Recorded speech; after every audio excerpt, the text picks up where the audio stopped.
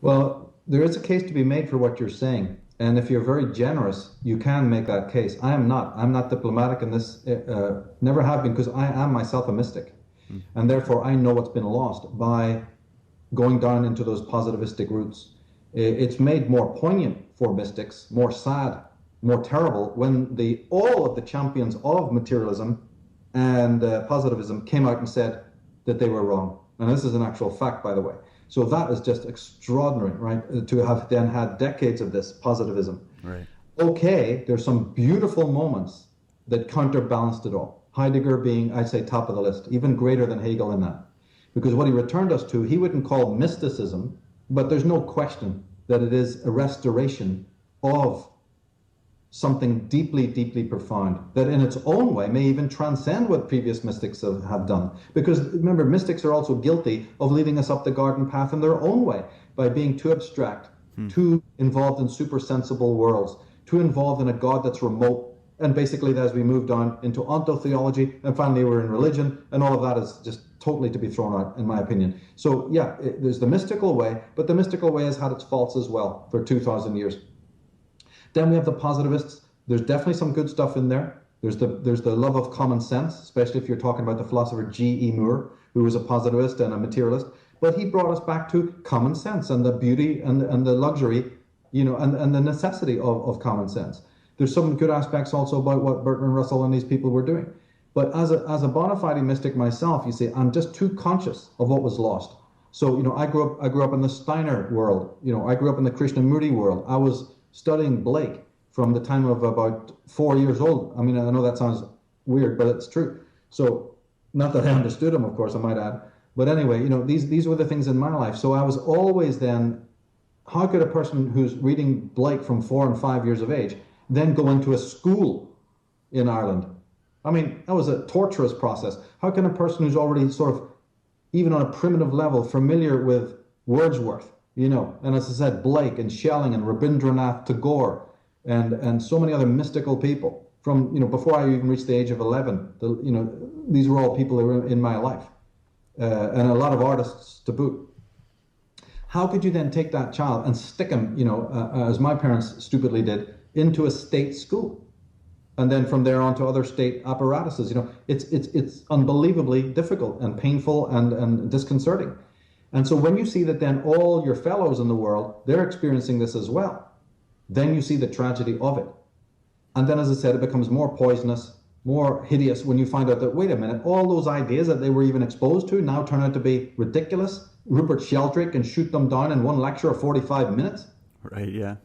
Richard Tarnas, right, and whoever else we want to mention, even your Greg Bradens and your who's the one I'm really thinking of, Bruce Lipton. Bruce Lipton, Nassim Harriman, yeah, all these guys. Nazim, 2.5 minutes and they've devastated your lies. Of course, then you want to say, oh my God, we do need some rescripting to go on. Doesn't mean that there won't be some elements that can be retained. But see, those elements within positivism or materialism or pragmatism that you want to retain, even within existentialism, hell, what do you know? They came from the earlier metaphysical school anyway. Right, yeah. But this ingenious bastard stole it from the earlier guys anyhow. So of course you're going to retain it, but it was always good to go. It always floated. But the stuff that sinks down to the whale droppings, well, that's already happening. And I've predicted, that there's going to be a sea change in science. It's going to happen so gradually nobody will notice it as they start co-opting what the mystics have been saying. There's already evidence of this, by the way. But there's going to be even more radical, fundamental changes. And I'm just waiting to see it. I see little glimmers of it. But, it hasn't quite reached the mainstream yet. But it will, in which all these Schellingian ideas, Hegelian ideas that we're talking about, and even the ideas of Walter Russell, right? Oh, my God, we're going to see them being co-opted by the system. Whether that's for good or bad, an individual really can't say. But they're going to start doing it in various schools of science that are already raising their heads. Very small pockets, but it's out there. It's out there. One day we can maybe even do an interview on it. I have a lot to say about it, but I don't want to say about it now. But there's definitely schools within the scientific world. I feature a lot of these on my Schelling Zone website, so if people want a primer on this, they should go over to my Schelling Zone website and check out the links and the research there, and you'll see what I'm talking about.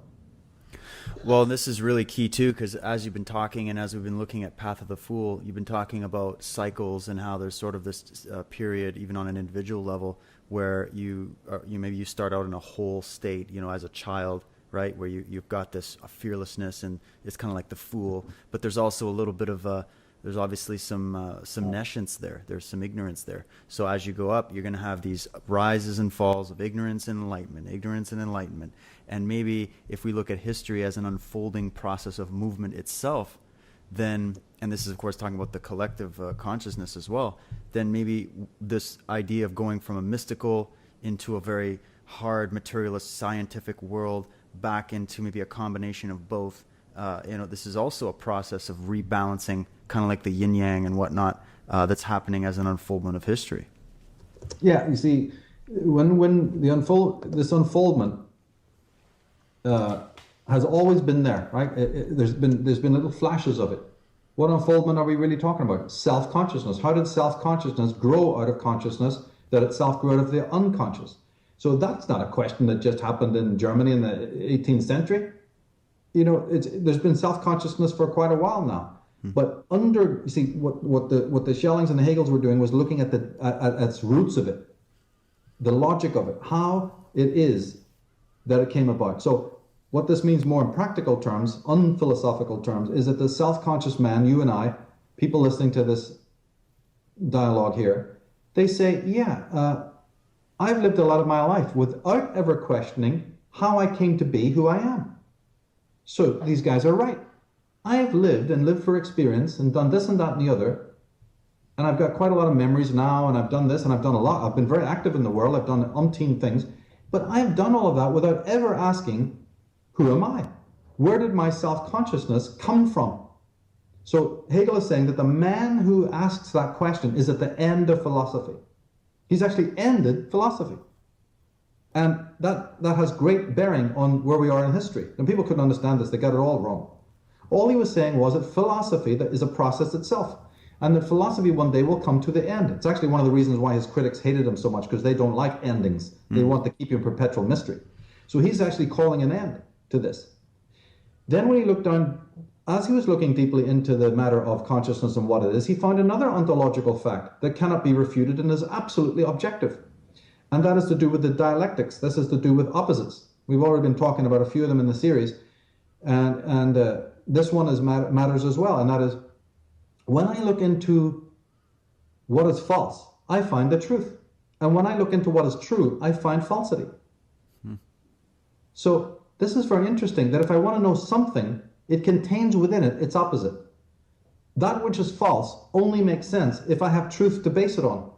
So wherever there is falsity, its shadow, its reflection, right, it posits the thing that there must be truth. And if I go look at truth, I can't understand truth. I may delve into the forests of truth and what is this thing? And at one point, I'm going to come to this very paradoxical fact. Truth is going to teach me something. That there is a thing called imbalance, injustice, falsity. So Hegel tried to wrap his mind around this and go, that's very interesting. And of course, this had been said before in ages past. But suddenly, here's a different person who's not letting the answers to these questions that he's asking be colored by supersensible realms, ludicrous ideas of God. He swept all of that away. Actually, Kant had been the one who swept that away, to give Kant his due. But that opened the way then for the younger Germans, right, the later Germans, the younger men, to say, since Kant has done he's spread the detergent, he's banished all the cobwebs. Oh, good, the light has come in. We can sit at our desks now and ask deeper questions in a much purer way than we ever could do before Kant came on the scene, when theology and ontotheologies were deeply coloring. In fact, we would even be called heretics, actually, had we asked these questions before. But getting back to the point, this dialectics, right, that within each thing that exists, it's not just that they're restless, it's not just that there's a process, it's that everything contains its own contradiction. Then Hegel goes to the next step and says, since that is so, since just looking at that fact in and of itself tells me it's another proof of something higher. In other words, it's a proof of spirit. Because how could that be?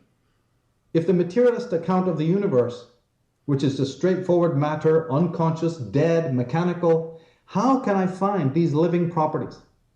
Because that fact, right, that the opposite exists or a contradiction exists within each thing, causes the process of the dialectic. So the famous Hegelian dialectic is simply what I've just said, is that what do you do now within one thing, within black or white or within the self or the other, you're finding these contradictory elements. What are they there for? Well, what they're there for is this process called history, the process of self-realization. So the moment that you understand even the basics of what Hegel is saying, the materialism is dead. The materialism is shot down in flames. It has no more bearing on your thought at all. When they talk about rubbish about, the thinking is just an epiphenomena of matter, or cultural convention, and all the rest of it. Or you exist only in your brain. The everything you are is just some kind of pulse in the brain. That's right. Yeah. They don't explain that there is a physicality to thought, because thought is engaging with the world, right? And the world is engaging with thought, because we're thinking beings moving in the world. So there's a physicality to thinking, and there's an immaterialism or idealism to nature. They don't want you looking at that, because that is something, which then opens up, as I say, it spiritualizes a man. In order for you to realize what is perception, what is conception, and ultimately, if you go up to the Blakean level, what is imagination? Because in Blake's teachings, which definitely run parallel for a good lot of the way with Hegel, by the way, this is another thing that my work is bringing to bear that is extremely rare in the world, is the connections between, and not just Hegel, as we're doing the analysis of Hegelian studies to extrapolate on the tarot, that is completely original. But there's also sort of nobody's really noticed before, the connections between the great William Blake, his teaching, and Hegel. There are one or two people who've talked about this, but they're extremely, vague and unknown. And yet there's incredible connections here, because if you step up to the Blakean, which I believe is even more, involved and complex, he's saying that imagination, what we take to be imagination, isn't a form of thinking. Thought is a form of imagination. Yeah, very interesting. Oh God, and that kind of thinking, if we upgrade it to what imagination is, then thinking is just a mode or an emanation of imagination. Thought's like the Batman. Thought is like the page boy. It certainly has a job. It certainly has a duty, and that's to run out into the world of things, right? So this is imagination under a different hat, right? Thought is imagination in a more constricted, with a duty to perform. It's got a duty to perform, and that's to negotiate in the world and do X, Y, and Z, all the things we know it does, right? But like what Hegel and Blake were doing is, if you analyze thought, you find that the attributes that thought has, right, the actual structure and anatomy of thought, don't come from thought itself. In other words, the paradigm breaking, all the things we think thought does. Well, thought got me this degree. Thought earned me this gold medal. Thought allows me to use a knife and fork. Thought gives me ideas about inventing something. Thought helps me to perfect. Thought helps me dribble the ball better, right? All the things that we think thought does. Actually, those attributes which we associate with thought, and one of them being, I forgot to mention, is the sense data organizing. If you talk philosophy, thought is organizing the sense data of the world, right, into conceptions and by way of perception. Yeah, but even those faculties that we attribute to thought, Blake is saying, no, they are given to thought by imagination. In other words, the stars do not shine by their own light, is what he's saying. And this has a lot of context for the tarot, because we're looking at the hermit and we're looking at his lantern. And later we'll be looking at, devil when he holds the torch downwards. The dynamics of light. But sticking with the point, you see,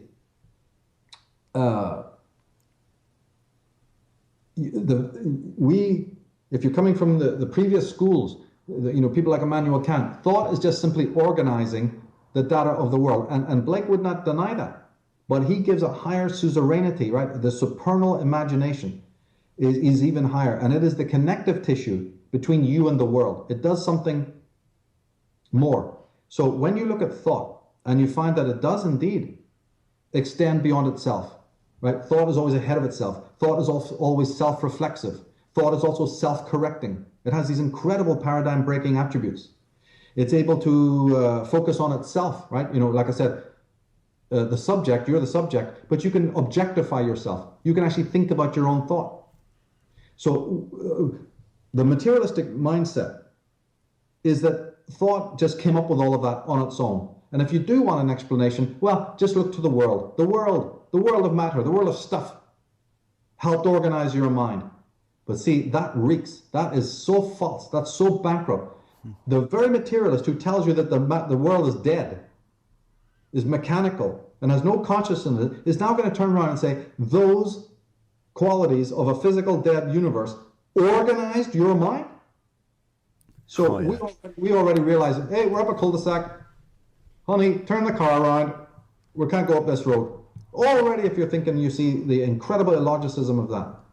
But then what that does, if you continue the journey, is it brings you to these Hegels and then finally into the Blakes. Because Blake is saying those qualities, and we could list them for hours, that the mind has, right, in its interaction with the world of objects and stuff like that, come from a thing called imagination. Now, the problem with that is when in today's world, when you say the word imagination to somebody, they think that you're talking about the least concrete thing, the most vague thing, the most abstract thing. Oh, imagination, isn't that the same thing as fantasy? Or isn't that some weird epiphenomena of the mind, what the mind does when it's kind of going in neutral? See, Blake's use of the word was completely different. For him, imagination is the most concrete thing of all. And all the other things that we do and are emanations of it. So just as I said, it's like the stars don't shine by their own light. That power of light is given to them by the darkness that is actually caused to be dark by that light. So a star saying, oh, look at me shining bright. Yeah, but so is the next star shining bright. So whatever light is, you both share it. So it's not individual, even if there's only two of you doing it, let alone a million of you doing it. So then where does the star get its light? That's what man has to ask. Where do I get the energy for existence? Where do I get thought?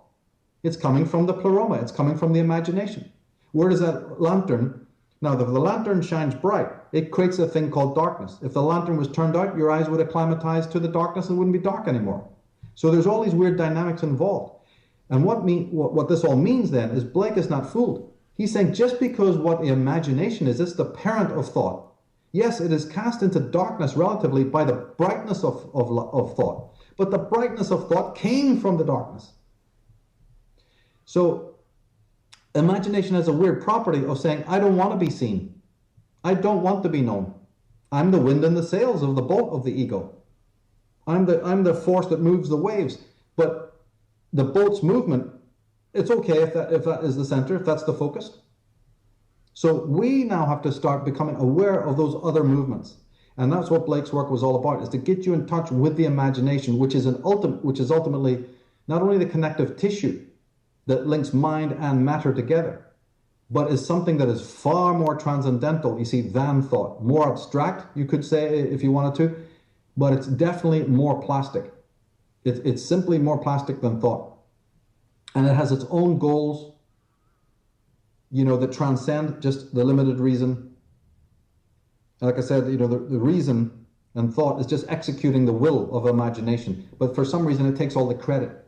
And then given a malignant culture, the evil work is done because we're not taught to focus on anything except the instrument. So we think that the guy in the gatehouse owns the mansion. Right? Like I said, the executive the executives are gone, and we claim that the night watchman is the master of the corporation. So this is extremely, this has to change.